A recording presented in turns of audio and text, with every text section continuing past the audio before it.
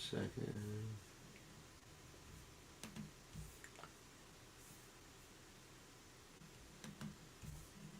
Hare Krishna. Let's see. Okay. That's working there. We're back at our home right now. And I think we're ready to go. Okay. Welcome. Let's chant a little bit.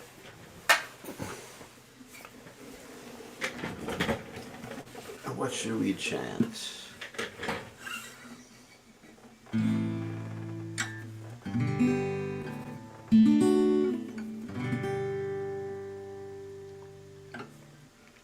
Maybe just simple Hare Krishna tonight.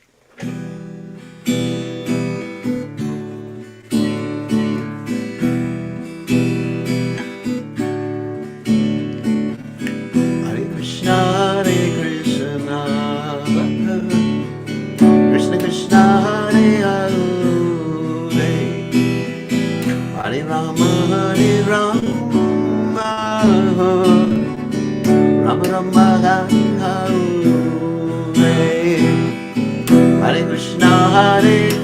Krishna, Krishna Krishna, Hare Hare,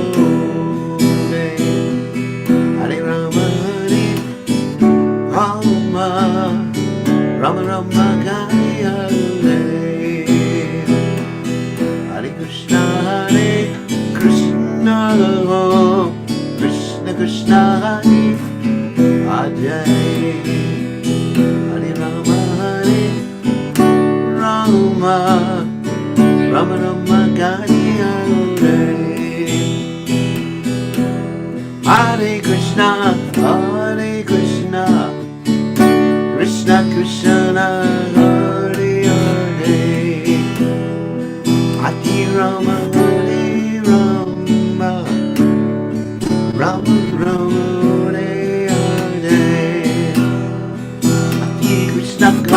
Hare Krishna, Krishna Krishna, Hare Hare, Hare Rama, Rama Rama, Hare Hare, Hare Krishna, Krishna Krishna, Hare Hare, Hare Rama,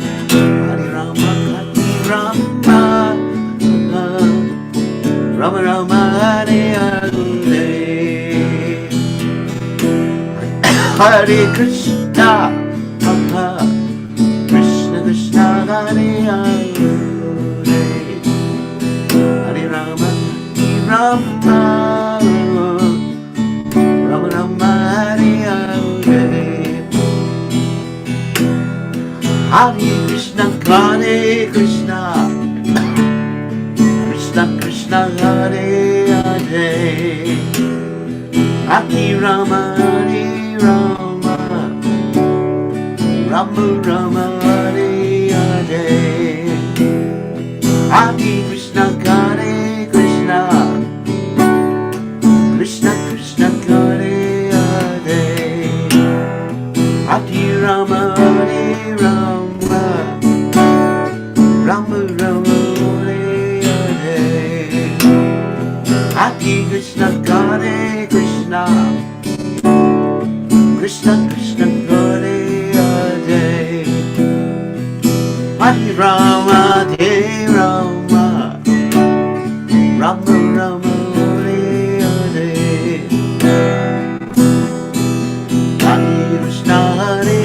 Hare Krishna, Krishna Krishna, Hare Hare, Hare Rama, Rama Rama, Hare Hare, Hare Krishna, Krishna Krishna, Hare Hare, Hare Rama, Rama Rama, Hare Hare, Hare Krishna, Krishna Krishna, Hare Hare, Hare Rama,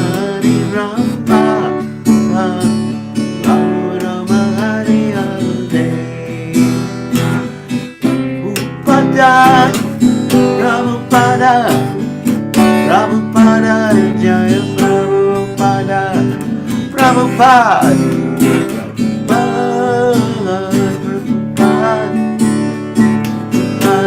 Janko, Haribo,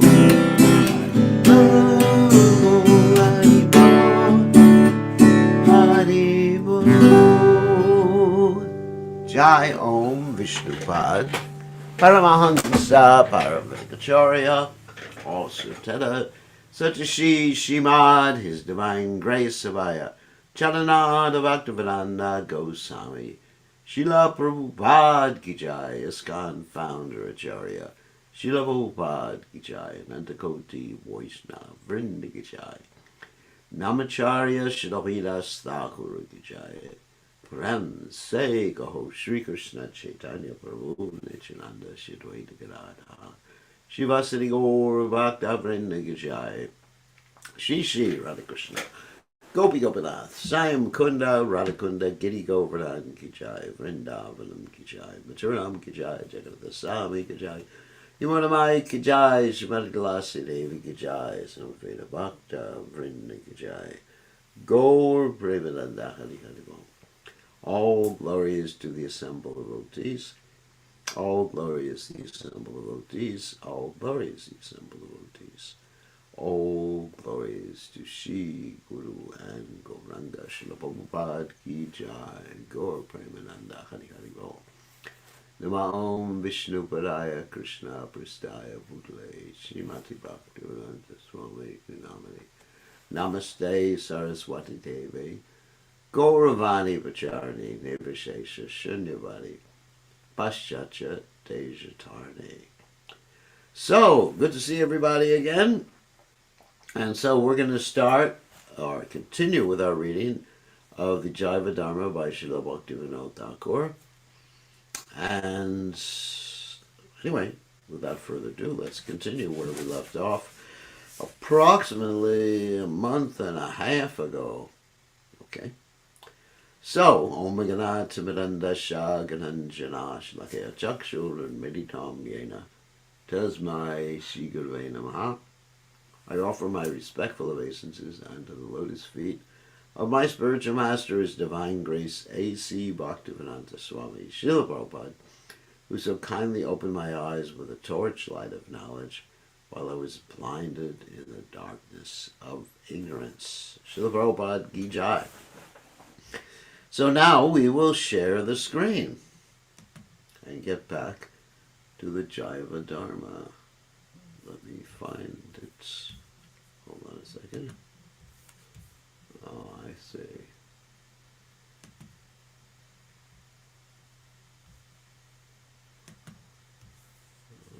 Alrighty. Give me 1 second. I have to set it up. There we go.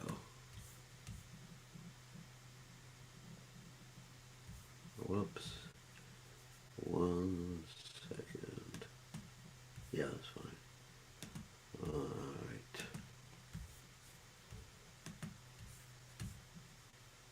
Share the screen with all you. And I have to size the window.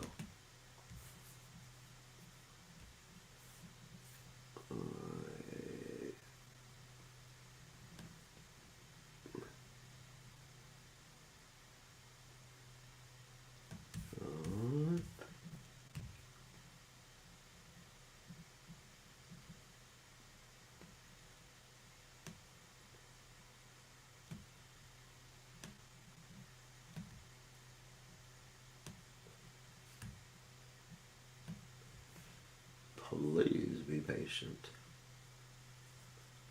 Okay. So we just finished reading about sadhana and saja. And just to reiterate, sadhana, for those of you who may not remember, over a month and a half or 2 months, almost 2 months ago, sadhana is the practice. Saja is the goal of the practice. So some people have karma and jnana, that means gross material enjoyment or liberation, as their saja or goal, but that's not the ultimate goal. and not the final state. That's how we end there. So the difference with bhakti or pure bhakti and every other pursuit is that pure bhakti is both the sadhana and the sajja, is both the means and the goal. So let's be more specific about that. The chanting is the means to achieve pure devotional service, and the goal of pure devotional service is pure devotional service. And one chants also when one gets pure devotional service. What was it? I'm trying to... Okay. There's one little technical thing I wanted to do here. Okay. Yeah, I want to pull up a chat window in case someone has any problems. They can notify me in the middle of the class. Only if there's a problem, not if you just feel some ecstasy. Okay, so let's continue. Remember the words? Sadhana and sajja. Sadhana is the practice. Sajja is the goal. With bhakti yoga, bhakti is the sadhana, and bhakti is the sajja. It's the practice, and then it's the goal. Then when you're practicing, you're just practicing according to the rules and regulations, or spontaneously, or out of emotion. And when you're perfect, you do it as part of your nature. And there's no question of you ever falling down from bhakti. So Brajanath was asking questions of the Babaji, says at this point. Shruti says, Shruti means the original Vedic literatures, like the Upanishads and the Rig, Yajur, Atharva, and Samaveda. Shruti says, Kena kam pashet. How does he see, and what does he see? That's from the Brihad Aranayaka Upanishad 2:4-14 and 4:5-15. Aham Brahmasmi, I am Brahman.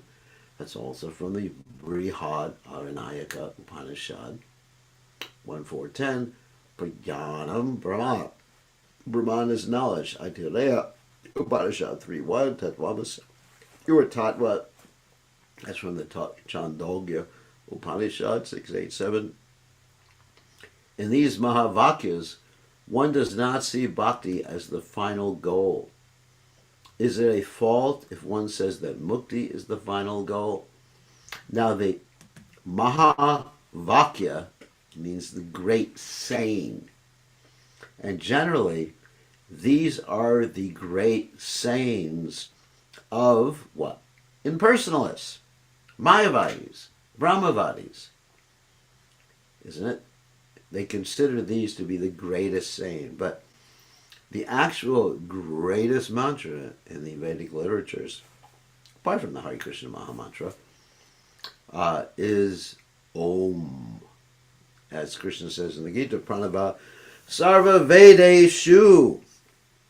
In all the Vedas, I am the symbol Om.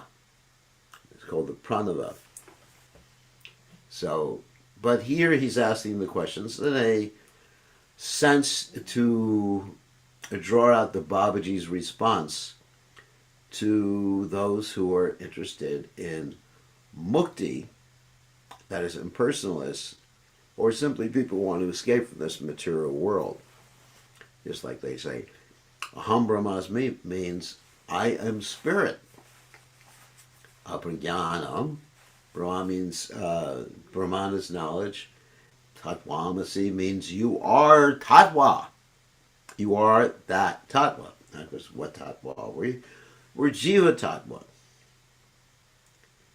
So really, these are the great sayings, the Mahavakyas. Maha means great, Vakya means to say or speech, of the impersonalists. Babaji said, I previously explained that there are different goals according to one's inclination. If one has a desire for bhukti, bhukti means sense gratification. You want to satisfy your tongue, your belly, your genitals, your mind, your anger, and your words.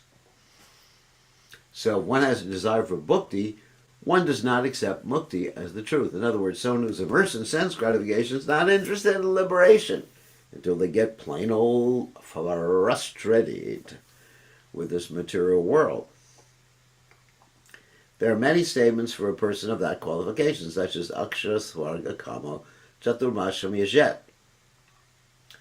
That the desire of indestructible swarga should perform chaturmasha sacrifice. Now let me explain what that is. Swarga is the heavenly planets, way up there. If you want to get to heaven before I do, you go. What's that song? If you get to heaven before I do, just drop a rope and pull me through. So anyway, Swarga means material heaven, not the spiritual world. So the person desiring material heaven does the chaturmasha sacrifice. Chaturmasha means there's 4 months and one does certain austerities, fasting and all that other stuff. That's for those who are interested in karma kanja, getting things in this material world. Okay. Then is mukti no good? He's asking a rhetorical question there. You know, because they're not interested in mukti. I don't want to get out of this world. I want to go to heaven. Because they haven't been frustrated enough. When they get kicked enough, then they go for mukti. Since the karmis do not search for mukti, karmi means someone who's trying to enjoy in a gross way. Is mukti not mentioned in the Vedas? So in other words, there's a reason in certain portions of the Vedas that mukti is not mentioned. That is so that certain people who are gross sense gratifiers will read the Vedas and follow some injunctions. They're like Arya Samaji people, other karmakon, ritualistic Brahmins, or people will ask for a devotee to come and perform a sacrifice to their car. Some sages teach that renunciation, vairagya, is for some incompetent people and karma is for competent people. This is a common thing too. And people say, you joined the Krishna consciousness movement because you were so incompetent in this world you couldn't cope. And you were suffering. But that's not really the case. Actually, Srila Prabhupada oftentimes would brag about the previous situation of some of his disciples if they had a high position or were very competent, just to show that joining Krishna consciousness is not for incompetent people. In India, generally, you think, the people are going to join the ashram, they're poor, they couldn't do anything else. Not necessarily. For example, in our temple in Jaupati near Mumbai or Bombay, no one is allowed to join the ashram until they finish their education, and most of the people there, brahmacharis, they have PhDs. They're certainly very competent. All this is written for giving persons of low qualification steadiness in one's own qualification. In other words, if one is simply qualified for karma, then there has to be some encouragement. Why do we want to encourage? Why do the Vedas want to encourage? In order for the person to at least accept a higher authority, which is the beginning, the first step on the way to Krishna consciousness. So it's a step. It's better than nothing. If one falls from one's qualification, it is not auspicious. In other words, if you're qualified for material enjoyment, go for it according to the Vedas. Just go for it. You have my blessings. If one performs actions with steadiness in one's qualification, one will easily attain the next higher qualification. In other words, if you follow the Vedas and enjoy your senses in a Vedic way, not in a Vikarmic way, but a Vedic way, then after a while, then you'll start to sing this song. You can't get no satisfaction. I can't get satisfaction. Actually, that's a double negative. It should be I can't get satisfaction instead of I can't get no satisfaction. That's a double negative. Whoops. Oh, okay, let's go. We skipped it. Down, back.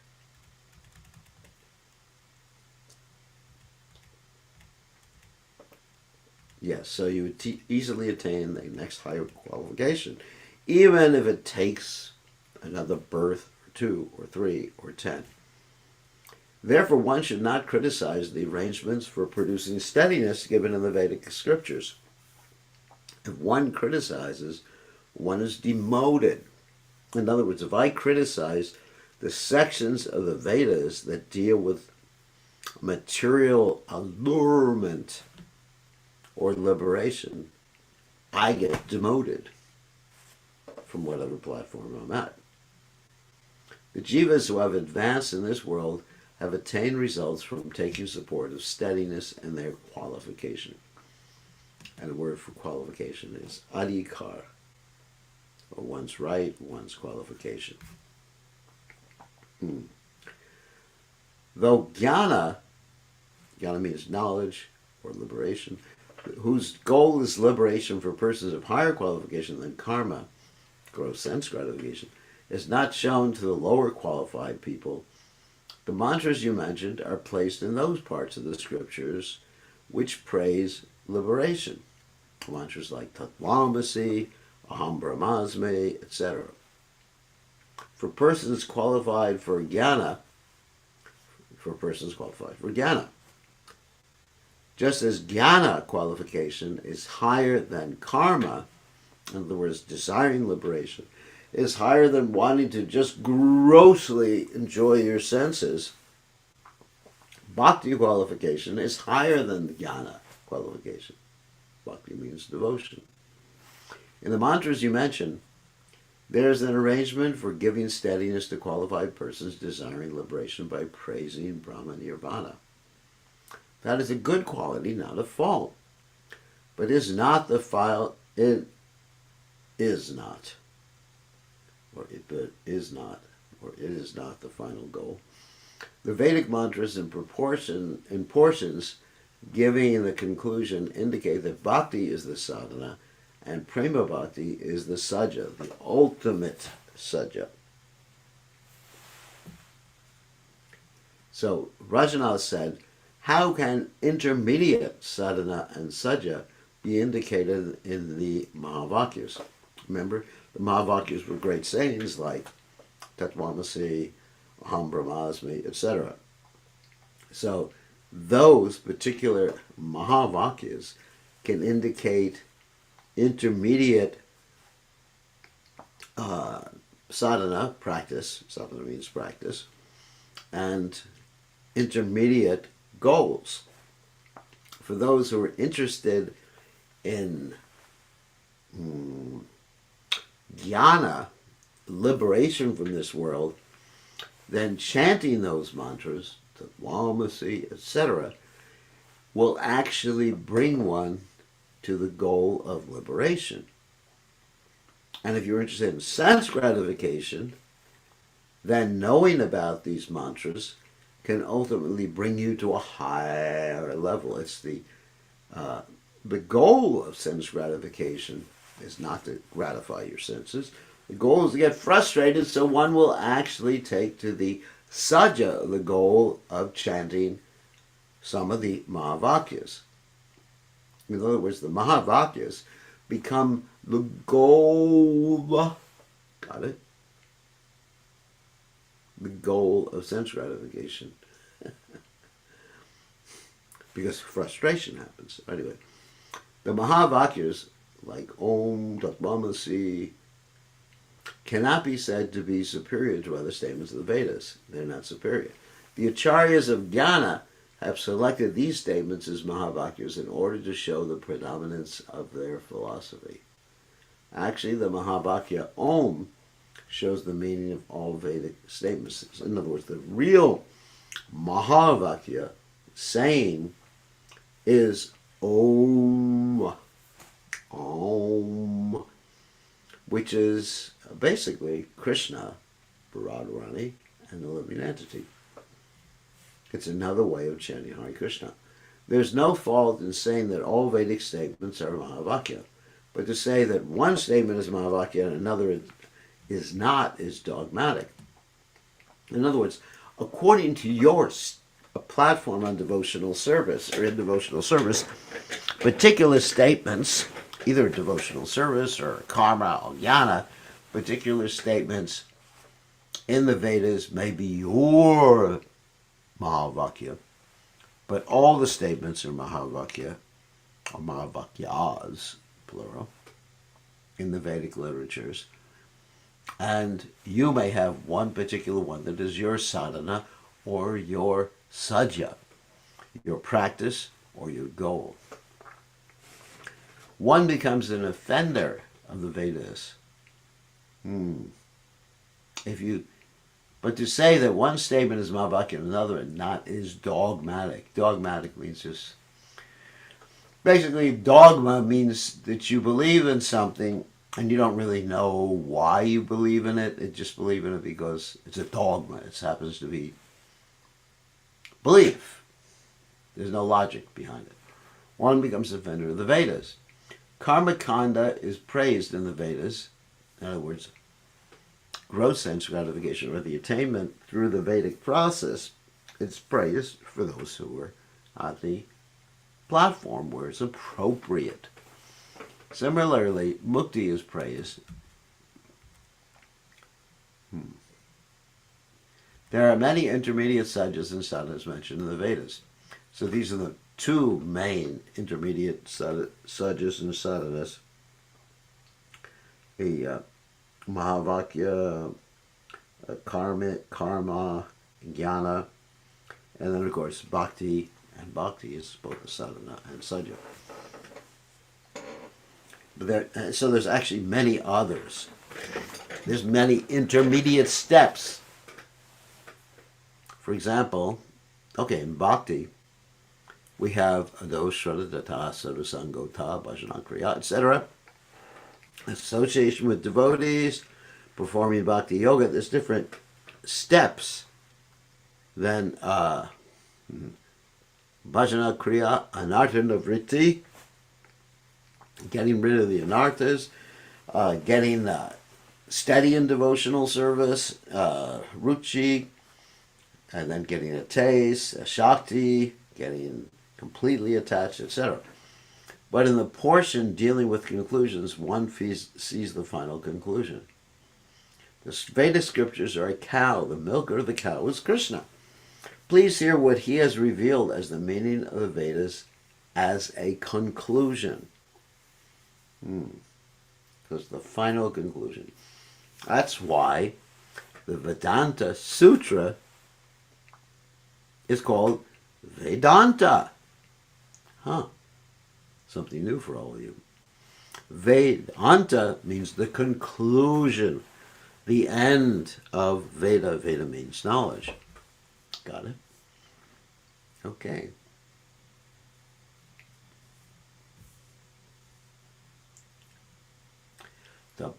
So this is statements from the Gita.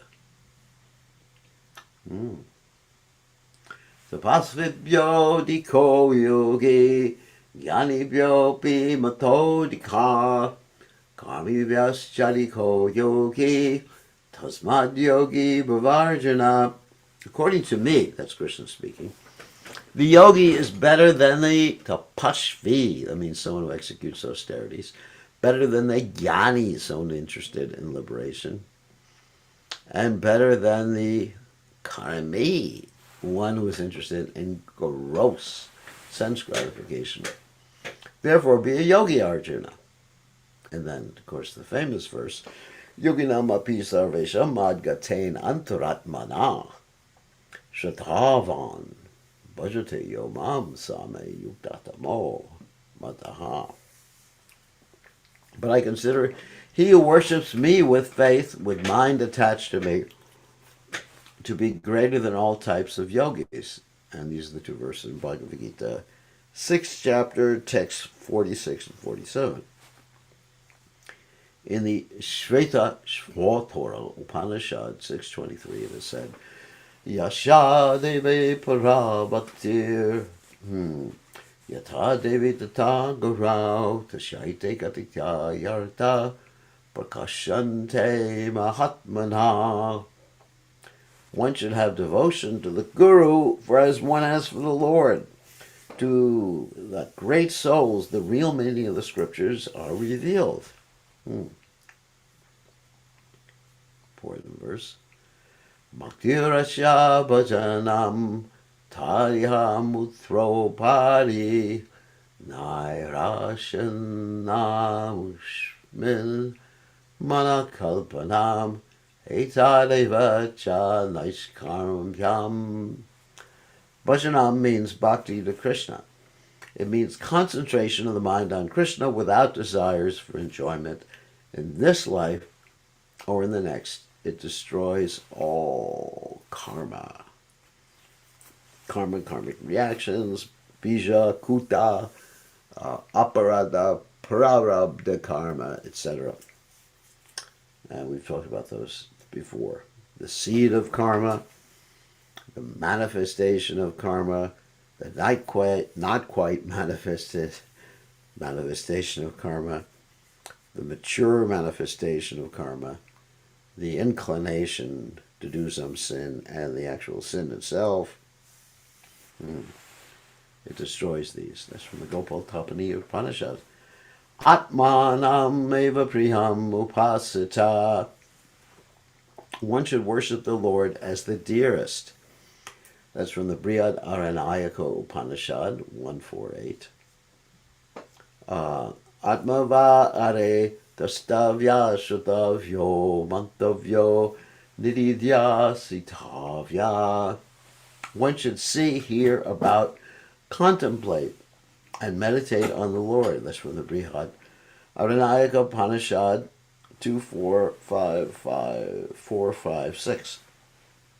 If one carefully examines all the Vedic statements, one will conclude that the sadhana is bhakti.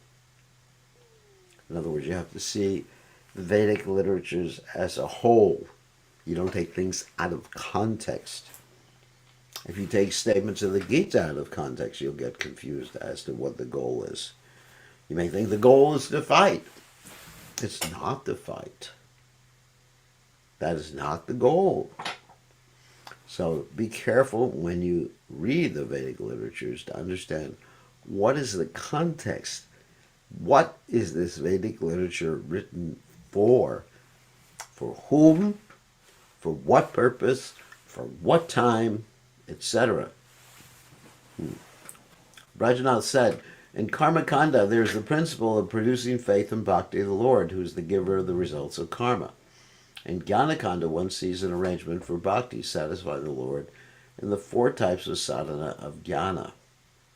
Let's see what the 4 types of sadhana of jnana is.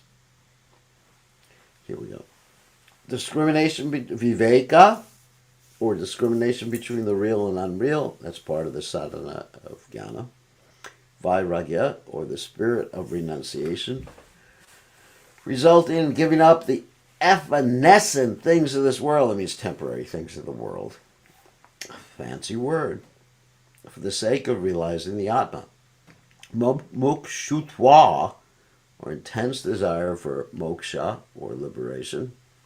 Samadhishatka, or cultivation of the 6 qualities like sama, peace of mind, dhamma, control of the senses, uparati, withdrawal of the senses and not allowing the senses to act. Tatiksha, forbearance. Shraddha, faith in the scriptures and the teachers, and in oneself. Samadhana, concentration of the mind.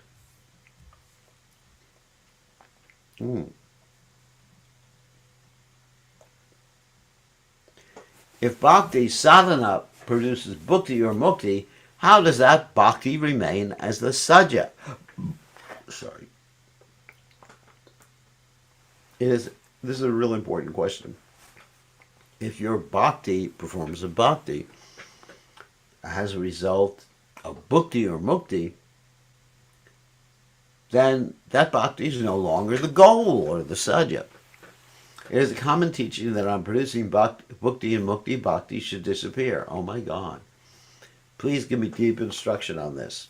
So it's commonly understood that when you get sense gratification or you desire liberation, there's no bhakti there. That's a fact. Because bhakti is devotion. A devotee rejects sense gratification more than one actually needs, and completely rejects mukti. Because the devotee thinks that mukti is like hell. Kaivalya, narakayate. That's what Prabhupada Saraswati says. Merging into the absolute, or attempting to merge, you never don't actually merge. It's like a green bird, so-called merging into a green tree, is hell, because there is no, what? There's no activity. No happiness. Okay, so here the Babaji replies. It is true that in karma kanda, bhakti produces the material results, and in jnana kanda, bhakti produces liberation. In other words, if someone is utilizing bhakti, it's not really bhakti at that point, but it's a semblance of bhakti, for the purpose of sense grad, one will get it. And then one will become detached after that. Or if one is worshipping for the purpose of merging, you're going to get that. Krishna fulfills your desires, Prabhu. So that's why we have to be careful what our desire is. I'll give you the example. That one day, I was at Vrindavan, and I embraced the desire tree. And I was praying for one of my godbrothers. He was quite old, and he wanted to get married again. He was over 50. And I prayed, please don't let him get married again. And so I was thinking, please, my dear desire tree. He got really upset when he heard me praying like that. He grabbed the same tree with all of his strength, practically crushed the tree because he was so enthusiastic. The tree almost fell down. No, not really. And he prayed the opposite because he was really upset that I was praying. And then he got what? Married very quickly. Then he had to go to work again and again and again. They had 3 instant kids. Just add water and you get children. Instantaneous kids. So anyway, that's desire. Bhakti can sometimes produce other things according to one's desire. But one will ultimately get frustrated because bhakti will actually ultimately end with your becoming detached from these things. If one does not satisfy the Lord, there's no result even in karma jnana. In other words, if Krishna is not satisfied, you ain't going to get sense gratification or liberation. The Lord is the shelter of all Shaktis. Shakti means energies. Any Shakti found in the Jiva or matter is only a small portion of the Lord's Shakti. Any energy that we had, any ability we have, any intelligence we have, any strength we have, is all part of it coming from the Lord's Shakti.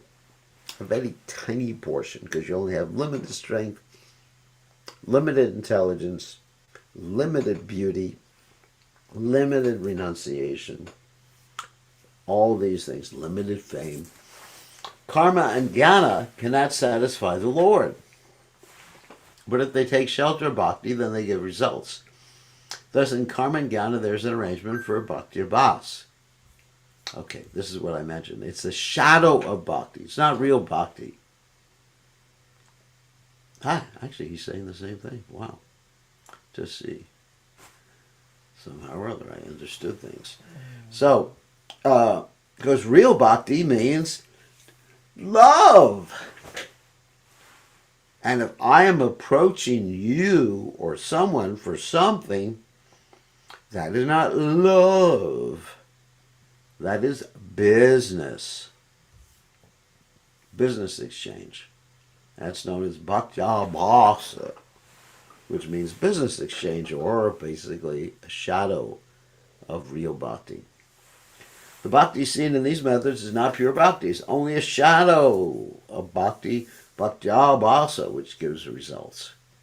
So even by a shadow of bhakti, one gets material allurements. So that's pretty foolish. We're praying for that. But anyway, at least it will give us some inspiration to go on in Krishna consciousness, like Dhruva Maharaj. There are two types of bhakti-vas, in other words, shadow bhakti. Shuddha bhakti-vas and Vida bhakti-vas. Vida means mixed. I will speak of Shuddha. Shuddha means pure. Bhakti-vas later.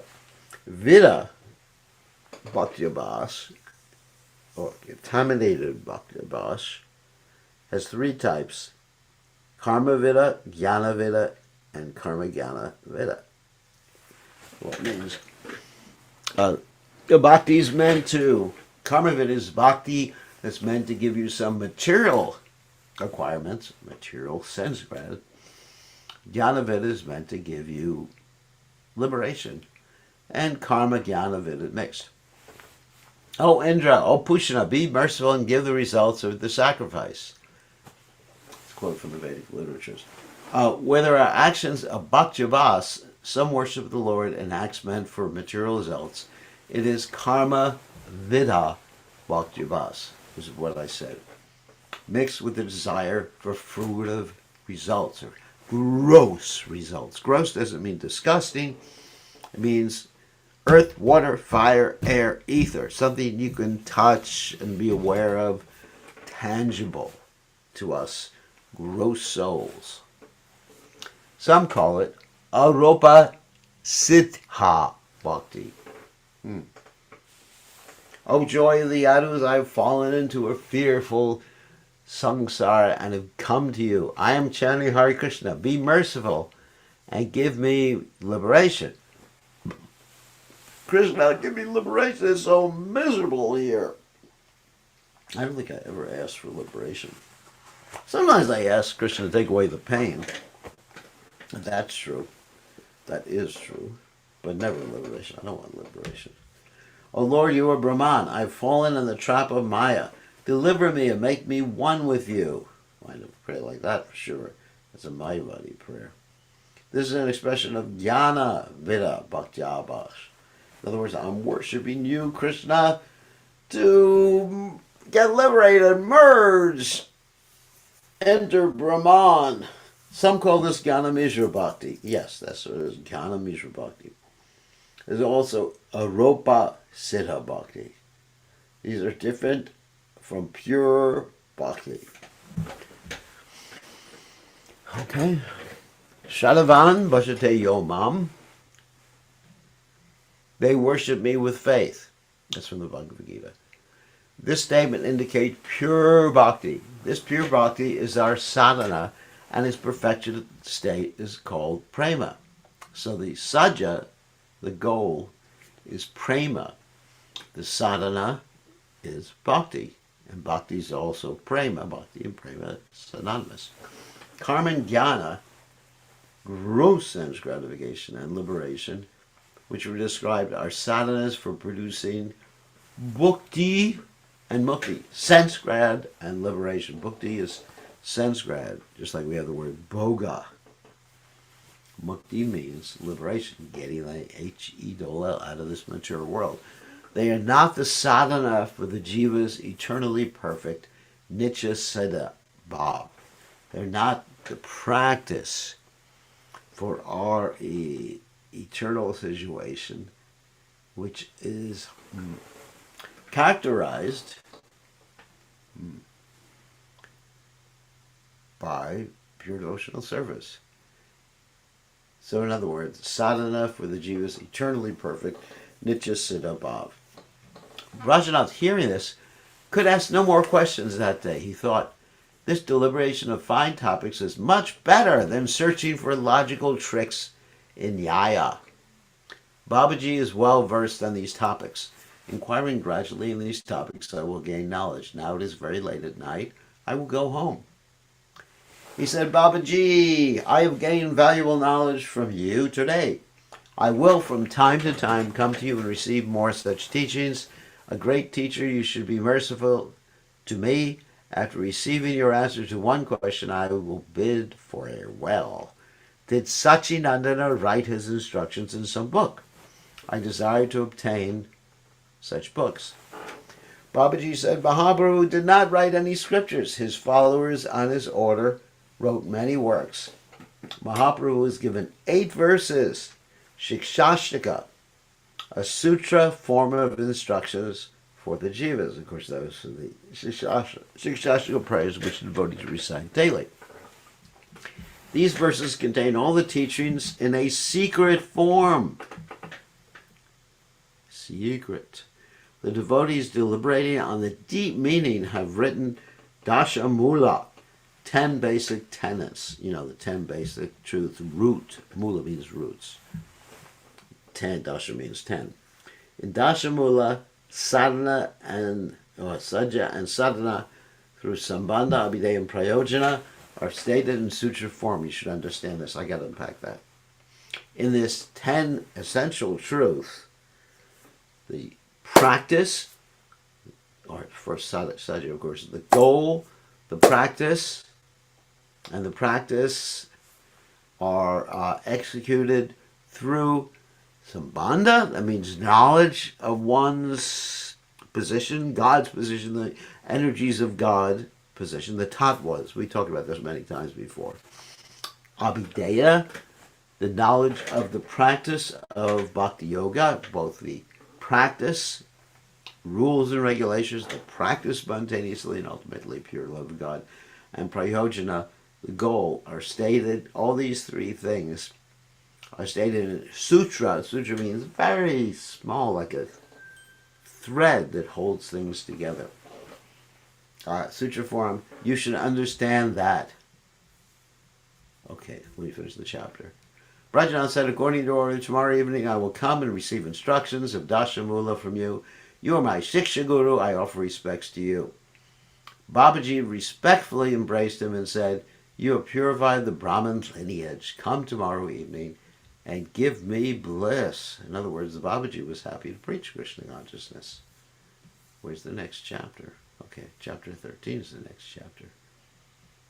All right, very interesting. Okay, we will, hold on a second, whoops.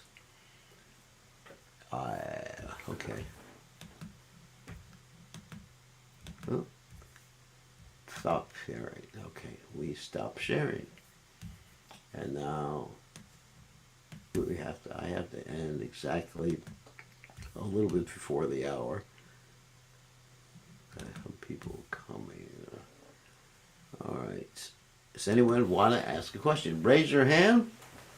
As we say, unmute yourself or type in the chat window. Any questions about anything we talked about today? Here's the question in the chat window first. Danda Maharaji. Srila Prabhupada Ki Jai. What should I do as I am not in pure bhakti? To be honest, I'm looking for a better situation for both myself and for serving Krishna better. How do I take it? Whatever your platform is, approach Krishna and chant and perform devotional service, even if it's Jnana Mishra Bhakti, Karma Mishra Bhakti, understanding one's position. That's what the Vedas say.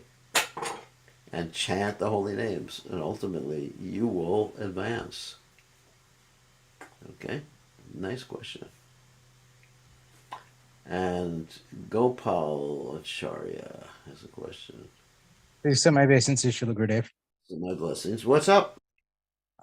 So earlier in this, in the chapter you just finished, it said that one is demoted for criticizing different aspects of the Vedas. Yes. That even if they don't point to pure devotional service, and yet in Bhagavad Gita, Krishna himself states that those that get enamored of the flowery words of the Vedas are less intelligent. So how Yeah. do we reconcile these two statements? Kamastasta Ritigana Prabhajante. Well, it's just an observation. They're less intelligent. That's not a criticism. No, not an ad hominem criticism. It's just like practical. Someone's less intelligent because they don't understand the ultimate goal. That's all. They're lacking intelligence. But actually, the criticism shouldn't. We can actually make an observation about those people. We shouldn't criticize the specific quote that you're referring to. Says we shouldn't criticize those particular parts of the Vedas because they're meant for different people. But we can make observations about people. But we're not going to say you're a jackass for doing that. Here's another question from Lord Brahma. Wait, let's get this one first. Lord Brahma says, Hare Krishna Maharaj, does mukti mean wanting to become one with Krishna, or does it mean wanting to get out of the material body? There's many different types of mukti. Some types are the wanting to become merged in the existence of the Lord. Other types are just wanting to end one's existence. Another type is to become God. Another type is just to, what do they say? Go to sleep eternally. I mean, there's many different, but just basically means wanting to get out of this material world, not suffer anymore. That's mukti. That is the definition of mukti. Okay, and I think Rishikesh had a question. He unmuted himself for a second there. You want to unmute yourself again, Rishikesh? No? All right. Who else has a question? Raise your hand or forever hold your peace.